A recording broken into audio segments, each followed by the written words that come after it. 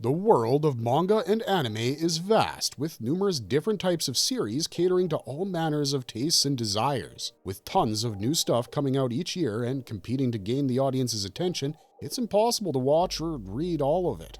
The point we're trying to make here is that no matter how good the series is, sometimes it just slips right under the radar. Claymore is one such underrated gem which, while having its own rabid and passionate fan base, has largely gone unnoticed by a vast majority of the people for all this time. It also doesn't help that the dark fantasy genre that it belongs to is dominated by Berserk, which garners most of the mainstream attention, probably deservedly so. However, with Claymore, Norihiro Yagi has created a gritty and dark universe fraught with monsters and perils, which is as good as any offering in the anime/manga medium. The manga for the series ran from 2001 to 2014 and sold millions of copies worldwide, along with being given a 26-episode anime adaptation directed by legendary director Hiroyuki Tanaka. In today's marvelous anime video, we're going to deep dive into one of the most deranged and evil characters in the entire series. Despite being a Claymore, who are generally considered to be the good guys, this character has no qualms about adding both her fellow warriors and human beings to her hunting list. Yes, we will be discussing the character of the warrior known as Rippling Ophelia, blood-soaked warrior, who was one of the most infamous and psychotic warriors of her time. She was so brutal and bloodthirsty that she was considered by many to be almost the second coming of Roxanne of Love and Hate. So get ready to join us as we take you once more through the gruesome world of Claymore, and be sure to stay on your toes, for here, there be monsters. Origin and early days. Like most Claymores, Ophelia's origin is mired in bloodshed and trauma. What makes her story unique is the fact that, just like Priscilla, Ophelia is also a foil for Claire. After Priscilla awakens during her battle with Teresa and flies off after slaying the latter, she arrives at Ophelia's village and slaughters everyone. Ophelia watches as her brother is killed and devoured by Priscilla in front of her eyes while protecting her. This deeply traumatizes the young girl, giving birth to a burning hatred for Priscilla, whom she calls the One-Horned Demon. We have no clue about who her parents were. It's most likely that she was an orphan who lived with only her brother. The other possibility is that both her parents were devoured during that same attack by Priscilla. Just like Claire, the only person that Priscilla spares during her feeding frenzy is Ophelia, whom she passes by as if the young child didn't even exist. We now know that this was because the last remaining vestiges of Priscilla's humanity had placed a mental block on herself just as she awakened, making her unable to register the presence of young girls. Priscilla had done this with the hope that one day a warrior would arise from amongst these young girls that would slay her. At some point, after this tragic event in her life, she comes into contact with the organization and undergoes the gruesome surgery and training to become a Claymore. From what we know about the early days as a warrior, she seems to have spent a fair amount of time hunting both awakened beings and human beings, even though hunting the latter was considered an act punishable by death. By the time we meet her in the series, Ophelia has already established a fearsome reputation as the fourth strongest warrior in the organization. While we might not have every minute detail regarding her origins, Ophelia, just like the thousands of innocent young girls, was taken advantage thanks to her trauma by the nefarious organization. Unbeknownst to them, however, what they had created was a warrior whose psychotic tendencies were perhaps only second to Roxanne of Love and Hate, a former rank 1 warrior whom we have already covered in a separate video. While her origin is no different from the countless Claymores before and after her, Ophelia's origin is important for the simple reason that it gives the audience a glimpse of an alternate, darker path Claire's fate might have easily taken if she hadn't met Teresa. Personality and motivation. Much of her personality and motivation is driven by her hatred primarily towards awakened beings, Priscilla in particular. Like most psychopaths, Ophelia displays an absolutely normal public persona, appearing to be carefree and whimsical regarding her actions. However, beneath that veneer of a lighthearted personality, she hides her true dark and twisted nature. Unlike Claire, who also was spared by Priscilla, just like her, and ended up becoming a warrior, any sense of morality that Ophelia ever had seems to have been burnt on the pyre of her hatred for Priscilla and the awakened being. It's heavily hinted by herself that she had indeed killed humans before, and speaks disparagingly about her fellow warriors who had been euthanized by the organization for committing this act. She implies that these warriors were foolish for allowing their acts to be discovered and traced back to them.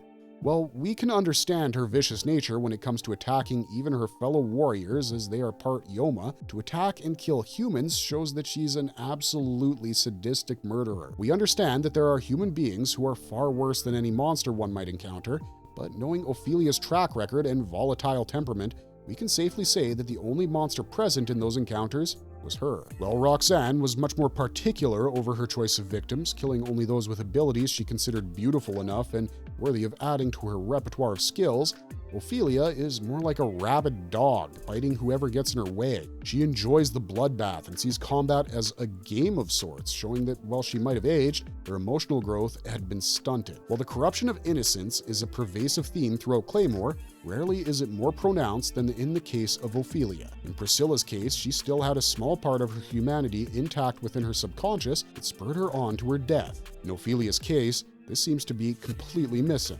While Priscilla is a fully fledged, awakened being that still harbors a tiny human conscience within, Ophelia is a half-breed who's completely lost her humanity.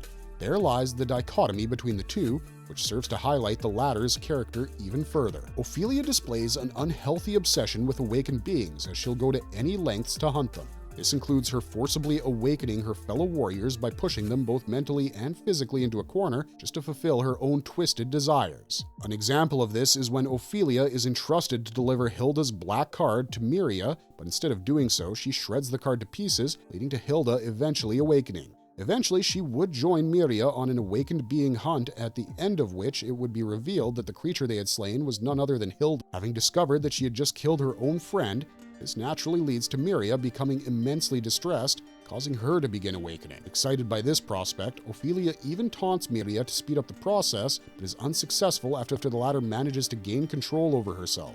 Later in the series, she also cuts off Claire's legs and forces her to try to reattach them before she kills Raki in a bid to make her awaken.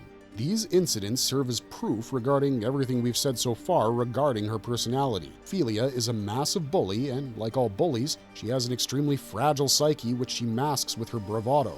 Just like a typical bully, when she finally meets her match in Irene and gets defeated, her fragile mental state is unable to deal with the loss, and she awakens. While her overarching motivation might be to avenge her family's death by killing Priscilla, her immediate goals were far more sinister in nature. Ophelia displays a tiny flicker of humanity in the end when she agrees to be euthanized by Claire after finally realizing that she had awakened, becoming the very thing she hated with all her heart. During her final moments, she remembers her brother was smiling at her even as he died because he saw that she was safe. This finally provides her with closure, and she dies having found peace in the very end. Regardless of the fact that many believe Ophelia didn't deserve any redemption considering the numerous lives she ruined, the fact that she does receive one adds another additional layer to her character. It shows that no matter how corrupted her innocence was, in the end, she too was capable of being healed by love, which in this case was her brother's love and sacrifice for her. What does Ophelia look like in both her human and awakened forms? Ophelia is an attractive female that stands at the height of 5'8". She has a slender build, and due to the loss of pigmentation, thanks to the horrific surgery that all Claymores go through, she has deathly pale skin and silver blonde hair, which she wears in a long, tightly braided style. Her eyes, like the rest of her compatriots, have silver irises. Ophelia also has a rare mutation which makes her ears look like that of an elf, just like Irene and Cassandra's. She wears a white skin-tight tunic with a false neck that has a unique emblem printed on it. A set of triple-layered pauldrons guards her shoulders, while her arms have a pair of vambraces on them. Her lower half is covered by a pair of tights made of the same material as her upper tunic. Fold protects her hips, while she wears a pair of sabatons to protect her feet.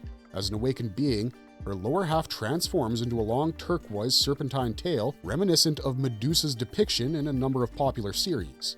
She retains much of her facial features other than her eyes, transforming from her normal silver hue to golden. Her arms transform into sinewy biomechanical limbs with giant menacing claws. In her awakened form, Ophelia's breasts are exposed and her shoulder and back take on the same biomechanical form as her arms. She also has two large bladed growths on her back, which altogether serve to give her a very monstrous reptilian appearance. Powers and attributes. Immense Yoki. Being a single-digit warrior, it's apparent that she has an insane amount of Yoki reserves.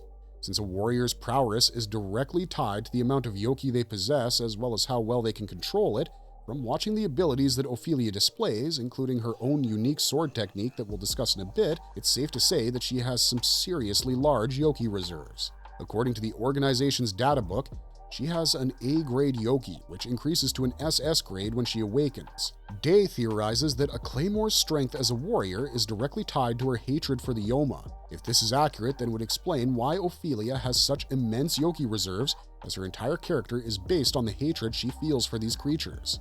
We believe that if Ophelia had not died, she would have easily grown to become a much more powerful warrior. Superhuman physical attributes and durability. Ophelia displays some insane physical abilities like superhuman speed and strength during the numerous fights she's involved in. The fact that she specializes in hunting awakened beings and is seen easily destroying them solo, when normally an awakened being hunt involves an entire party of Claymores, shows that her physical attributes and durability are easily above average, even for her kind. She is easily able to overpower Claire, who, while not at the peak of her powers yet, has still come a long way from being the weakest Claymore. We know that all Claymores are remarkably durable, with almost all of them being able to take hits, which would otherwise be fatal for most mortals. They are also able to reattach lost limbs and even regenerate them completely in some cases. However, only Ophelia is seen having her neck broken and her head spun around 180 degrees by an awakened being, after which she simply twists it back to its normal position without even using her hands. That level of durability, especially after being dealt a blow to the head with such ferocity, is never seen replicated by any other Claymore during the entire series. Further, as an awakened being, she has the ability to move her vulnerable parts anywhere in her body to prevent her adversary from dealing a fatal blow. All of these things show that Ophelia was extremely overpowered, especially in the durability department. Her special sword technique, Rippling Sword.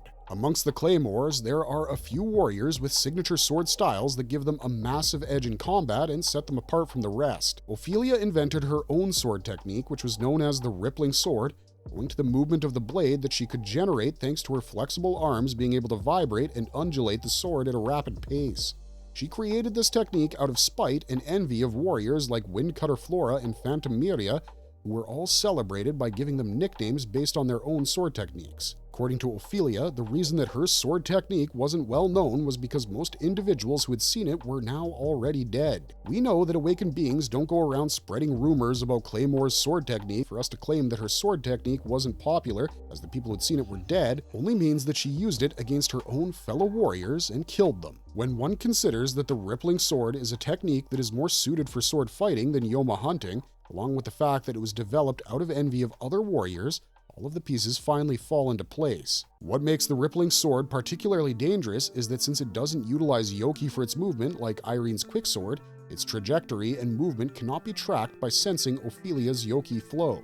Also, the weird snaking movement of her blade makes it impossible to deflect and guard, creating the illusion that Ophelia's blade is weaving across her opponent's sword and striking them.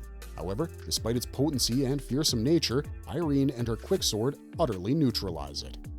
Unique abilities as an awakened being.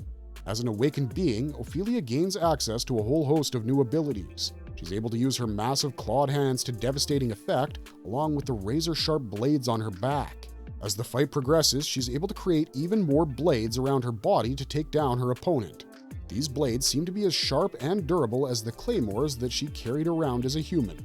She's also able to lash out at her opponents using her tail.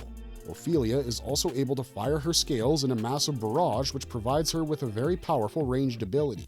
It seems that she's able to shoot these scales en masse in rapid succession and doesn't seem to have any known limitations regarding their usage. As an awakened being, all of her abilities and attributes are either double S rank or above according to the organization's data book. Why is Ophelia's awakening an extremely unique case? Ophelia's awakening is a unique case because while many warriors might not realize that they have awakened immediately, what they do feel instantly is a sudden intense craving for human guts. However, Ophelia, perhaps due to her intense distaste for awakened beings, not only doesn't realize that she had been turned into one herself, but also misinterprets her hunger for human innards as something else. She believes the intense hunger she's feeling is her intense bloodlust and desire for violence being manifested. Due to her being oblivious to her own awakening even after fighting Claire for such an extended time, we believe Ophelia must be the first awakened being to not realize her state for so long. She's also one of the only awakened beings who willingly allows herself to be killed with zero resistance when she finds out that she had awakened. All of these things make Ophelia stand out as an outlier regarding several things that we've come to expect from other awakened beings. Marvelous verdict! Even though Ophelia is undoubtedly an evil and sadistic figure, she's most certainly a tragic one as well. She's been shaped by the terrible fate that was bestowed upon her and her skewed perception of her brother's sacrifice, due to which she blamed him for dying and leaving her alone. This is the reason why when she remembers his final smile during her own final moments, this misunderstanding is cleared from her mind, granting her closure. Just like the Shakespearean Ophelia from Hamlet, she too is driven mad by grief. Both these tragic characters' final resting place also happens to be on a body of water, showing that mangaka Norihiro Yagi took inspiration from the world-famous English playwright for this character. We wonder what her life would have been like if she had met someone like Teresa to guide her during her early life instead of being subjected to the hateful propaganda of the organization, which most likely only served to aggravate the fracture in her psyche. Ophelia is the perfect example of the saying, "Not all evil is born, sometimes it's created."